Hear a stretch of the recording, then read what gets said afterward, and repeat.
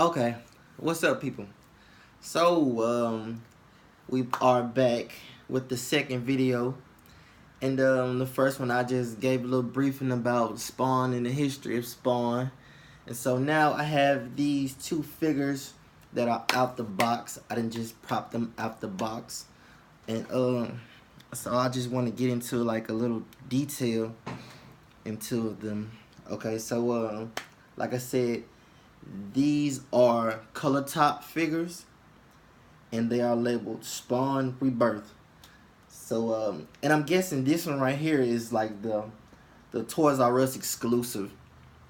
It has like a little emblem right here stating that it's Toys R Us exclusive.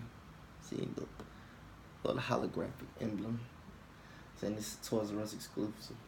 And you know, on the box you have the hamburger head, and then you have Spawn, and then here's a little cool pic of the figure on the back in different poses or whatever. And so here's the figure in person. It's a cool little figure. And on this figure, I mean, it's crazy. I see pros and cons all the time about things, but I just don't see anything wrong with it. Like the cape, it came with two guns, but I just decided to just go with one and give the other one two. But I just wanted it to look different. But yeah, cape, it has that whole. The cape is shaped to a point where it has it gives you that feeling that it's alive, like it actually is in the cartoon. Like you see like the tips of it curling up, like and moving around, like they say it's like a symbiote. But yeah, I like how they have it, and like it curves at the bottom, just like it did on the cartoon, like it follows. And I'm pretty sure like the way it's curved at the bottom, you can actually stand it up without having a actual stand for it. But I'm just gonna go ahead and give it a stand because I plan to put these in a glass display case. And so yeah, and you know, as you can see, the spikes, and they are actually sharp too. The chains that go from behind from his waist to his behind his back legs, and I actually think they're glued in right here, so you can't, you know, take it apart or whatever, take it off. And you know, you have the big spiky boot, the small spiky boot, and I just now realized or did like a little research, and found out that that the boots actually came from an artist. I forgot what his name was. An artist that Todd had brought in to do some renovation of the character. So not renovation, but actually revamping. You know, just giving the character a new outlook of the artist, the specific artist or whatever. And chose to give him the big boot and the small boot and the spikes. You know. There are other renditions of the character by other artists. It's they got some that's have the Spawn face with the smiley grin, the Halloween smile grin. That's what I like to call it. But yeah, and look at the back of it. Like, I just love these. The cape of Spawn is really like the most fascinating thing about the character to me, because I feel like the cape is alive. Like, the cape is alive. Like, and the like how they detail it is that the cape in the cartoon they call it a shroud. It has powers, like it has necroplasmic powers, and the cape it works by function of his central nervous system. So like anything that he can think of, really the cape can create or form into. I remember on the movie he had a motorcycle The cape shrouded over the motorcycle and created some type of demon looking motorcycle. I thought that was so cool. And a bunch of things. The cape could cause him to fly. Cape could cause him to teleport. In fact, the first time in the cartoon he teleported was when he went into the organization he was working for, steal some guns, and they came in on him and start shooting at him, and the cape just innately teleported him. It was like a defense mechanism of some sort that got him out of danger. So yeah, but we're gonna go ahead and keep calling it a shroud because it sounds more cool. But yeah, this the hamburger head. If you can see real good, you can see like has the red burnt marks at the top of the head, green eyes. Let me see if I can zoom it in. Yeah, the green eyes. Let's see. Yeah, trying to give it a little bit more brightness for you all, but don't want it too bright. But yeah, as you can see.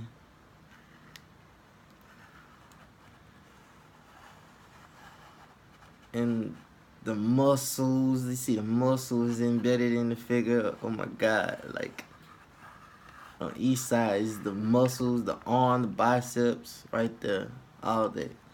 And it actually, the head actually looks real.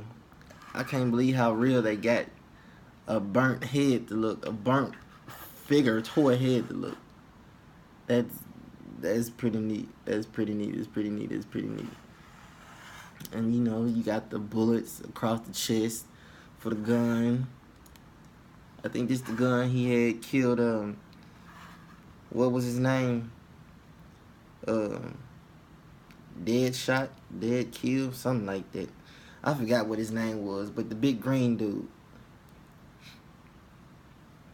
Anybody can come in and comment and leave a comment down and put what his actual name was. I just know he was a big green dude with a red eye. And he's like a cyborg, if you want to say a cyborg. But yeah, he gave Spawny Boy a run for his money at first. But couldn't hold up.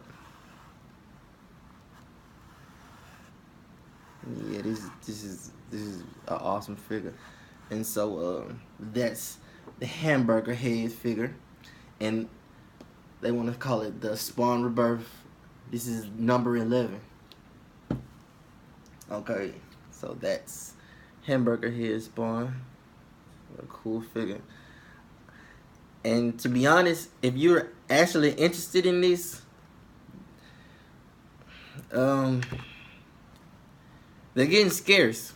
It took me a lot of research to find where I can get them from, and everywhere had a certain amount, a limited amount, I would say. And so, to be honest, I think they're starting to buy them out more now because Todd McFarlane, he announced that he's finna come out with the reboot of the movie Spawn that's gonna be by Blumhouse, the director of Get Out and stuff like that, and what it was, what's the movie called with the Purge? Yeah. So I think these are really selling out. So if you want to get one, I highly advise you to go ahead and get one now. So this is exactly what I did. So this is the hamburger.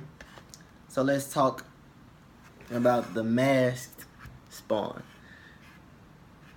And the detailing of this mask is so incredible. Look at it. Like, I wish I had more light for you guys, but I'll go ahead and try to zoom it back in if I can.